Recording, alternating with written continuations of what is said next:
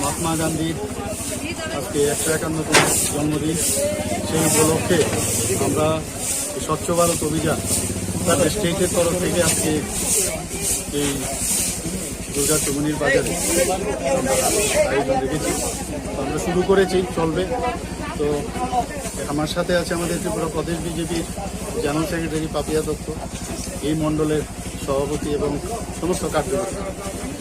তো মুদ্রা কথা হচ্ছে, এই যে স্বচ্ছ ভারত অভিযান আমাদের আদরণীয় প্রধানমন্ত্রী নরেন্দ্র মোদীজি, উনি এই মহাত্মা গান্ধী যে স্বচ্ছ ভারত এই কথার এবং ওনার যে চিন্তাধারা, তাতে উনি অনুপ্রাণিত হয়ে 2014 সনে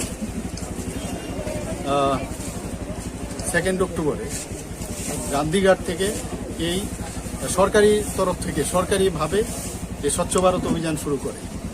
তো সেটা গত বছর অর্থাৎ 2019-এ 2 অক্টোবরে 150তম জন্মশতবর্ষকে আমরা উদযাপন করি এবং সেটা গেছে ফার্স্ট ফেজ।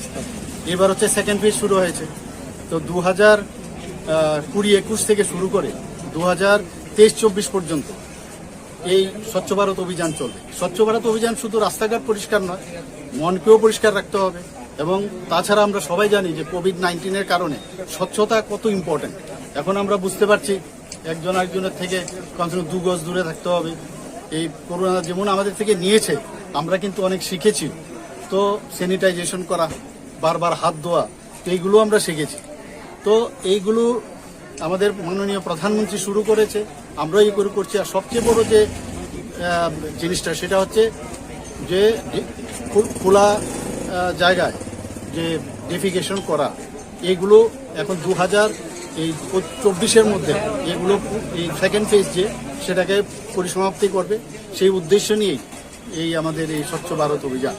এবং আপনারা সবাই জানেন যে আগামী দিন এই যে আমাদের এই শৌচালয়, সেইগুলো 2024-এর মধ্যে ভারতীয় জনতা পার্টির তরফ থেকেও আমরা কাজ করছি এবং ভারত সরকারও সেই জিনিসটা মাথায় রেখে, লক্ষ্যমাত্রা রেখেই কাজ করে চলছে।